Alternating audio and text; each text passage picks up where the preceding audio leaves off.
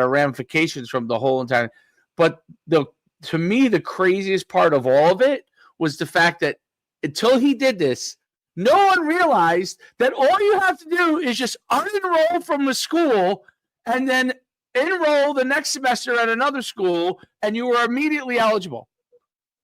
I mean, does that have anything to do with, because that's all school based, right, and academic wise, right? And does that have anything to do with like the releasing of that guy as an actual player? Right. Like he's still, so once you unenroll from a school, you're automatically like off a team, unenrolled, right? Like no longer affiliated whatsoever. They don't now have to sign a release, allow you to go play football or do any of those things. Like that just all gets erased. The school. So I'll give another example that's not as prominent. That's mind boggling to me that people had not figured out that quote loophole to make this all work until now. Well, I'll tell you, I'll give you an example of why I think this does happen, because they keep it hush hush, right?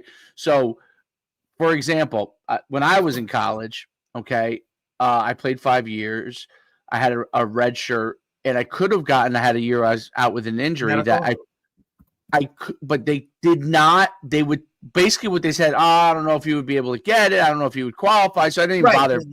Right, I didn't bother pursuing it. They discourage you. 100%. Right? They make it like, oh, dude, it's not even worth it. You're never going to get it. So you're like, oh, okay, I guess so. Yeah, they said we could try it. Blah blah blah. Right, but you know, if they have a recruit they're looking at, right, and you're in your 5th year and you played already, I need that spot. So right, I want that spot, maybe, right? So I didn't even really pursue it because the people I talked to were low level. The person I should have talked to was the head coach. He probably would have told me to pursue it. Okay. And so because he would have wanted it back because I was a starter the year before. Right. But you never know. Right. So they discourage you from that. So you don't pursue it. And they have a good way of doing that. They're really good at that. And so this person obviously was smart enough to realize maybe this is not, you don't want to do it. Let me see what other avenues there are. And he figured it out.